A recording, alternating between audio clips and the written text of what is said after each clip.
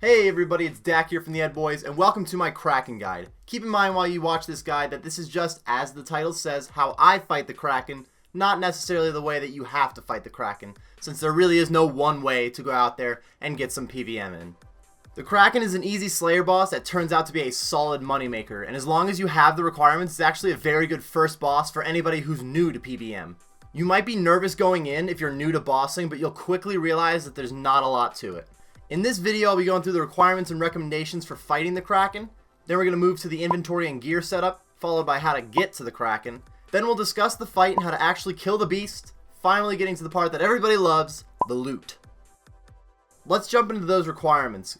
Cave Kraken requires 87 Slayer to fight, and you also have to be on a Cave Kraken task to fight either the Cave Kraken or the Kraken boss itself. I highly suggest having at least 75 mage to use a trident to fight the Kraken, but you could survive with something lower like an Ivan's Blast.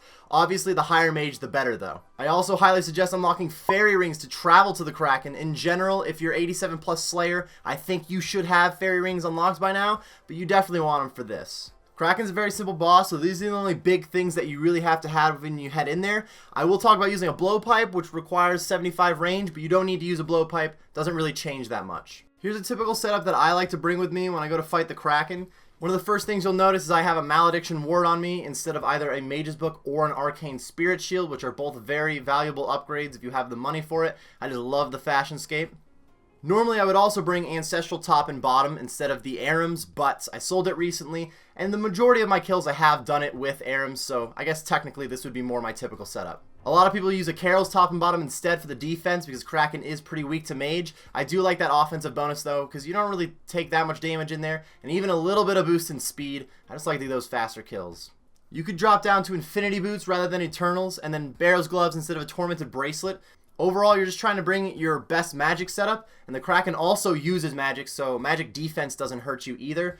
You could even just walk in here with like Mystic Armor and an Ivan's Staff and get some decent kills.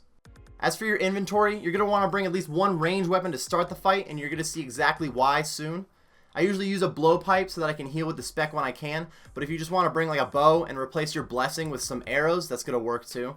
The prayer potions are for your offensive prayers, so you only need a few of them, especially if you decide that you want to tick your prayers a little bit. In my opinion, even if you've never tried to flick your prayers, this is like a perfect boss to practice it, because if you mess it up, there's really not much of a repercussion, other than slightly less damage that you output.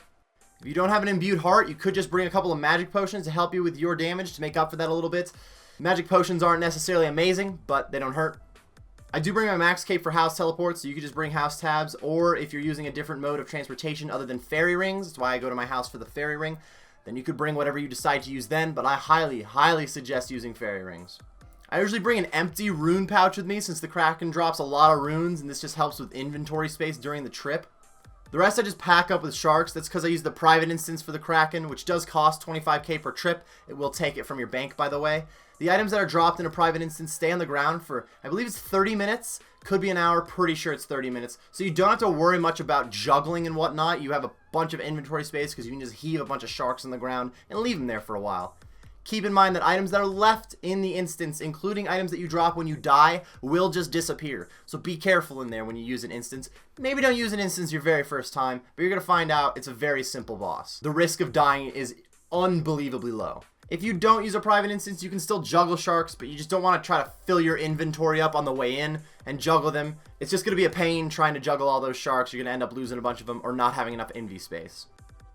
I have vaguely discussed traveling to the Kraken. Let's discuss how to get there. The AKQ fairy ring is the quickest way because as you can see the cave is right next to the fairy ring. Oh, that's pretty close. You could use a house tele if you have the fairy ring in your house, or a Slayer ring to the Relic of Slayer cave, which has a ring right outside. The quest cape to the Legends Guild is also a really good choice.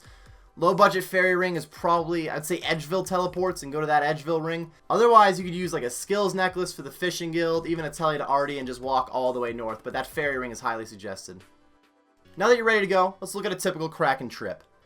Make your way to the Kraken Slayer cave and you'll see this little crevice which leads into the actual Kraken's room. The Kraken is pretty busy, which is why I usually use the 25k instance. Again, even if you like disconnect, if your health was like 80 or above while you're fighting the Kraken, you'll likely kill the thing before it kills you, so there's not much of a risk. To wake up the Kraken, you first need to attack each of the 4 little whirlpools around. That wakes up the tentacles. This is where you should use a ranged weapon so you don't waste any runes in your staff, because it really doesn't matter how much damage you do to them, you just have to hit them once, even if it's a 0. I often use my blowpipe spec on these tentacles when I want to heal up a little bit extra. It's not that big of a deal, but it definitely makes for longer trips. Once you've gotten all the tentacles up, you can start maging the Kraken. There's no special attacks to wait for. That's really all you have to do for the fight. Once you have it started and the Kraken's awake, it's just you versus him. It's almost like the dueling arena at this point. Just out-eat him. The Kraken can very rarely hit up to a 28, but overall it's pretty weak, so just try to keep your health above like 40 and you'll be safe. If you don't feel that comfortable, keep it above like 70 or 80 and you'll be unbelievably safe. You'll notice within your first 10 to 20 kills, he doesn't do a lot of damage. Protect from Mage does not work in here on the Kraken itself. I believe it works on the tentacles, but they don't do that much damage, so it doesn't make that much of a difference. I would not use your overheads. All you really need to pray is your offensive prayers. If you use Augury, I would suggest flicking it a little bit to save prayer points. It's kind of expensive to use Augury in here. And again, this is a perfect place to practice flicking your prayers. A lot of people are just against it because of how difficult it sounds off the bat. Even though it's a little bit of a pain in the ass on the learning curve, there's really no risk doing it in here, so you might as well practice. Once you kill the Kraken, it's going to place your drop right under you, and in a few seconds, it'll spawn right back. Just have at it yet again.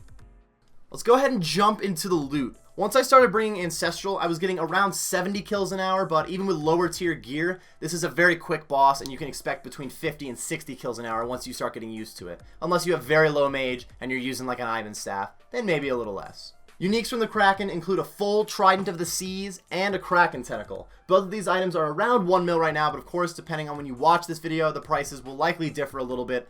Though they have been pretty consistent at their price, the Kraken Tentacle did rise recently due to an update though. Neither of these drops are bank changing by any means, but it's hard to complain about a quick 1 mil drop. The Tentacle is currently a 1 in 300 and the Trident is a 1 in 512 drop rate. Outside of that, in terms of rares, you can get a Jar of Dirt at a 1 in 1,000 rate, and the Kraken Pet at a 1 in 3,000 chance. Even if you aren't getting rares and uniques from the Kraken, you still make a solid profit. Drops like Battle Staves, Torsal Seeds, Noted Herbs, and Fish add up really well, and even the runes are a solid profit after you put some back to recharge your Trident. Making around a mil an hour while fighting the Kraken is not unreasonable, but of course, this also comes down to how many kills you're getting, so if you're lower levels or lower gear, you're not going to get that much money. That's really all the info I wanted to throw in there about the Kraken, everybody. If you have any other questions about how to kill the beast, be sure to leave them in the comments section below, and even if you have your own tips on fighting the Kraken, you might as well leave them there too, because anybody that's watching this vid is likely here to learn about how to fight the Kraken. Thank you very much for watching, everybody, and best of luck in your Kraken grind.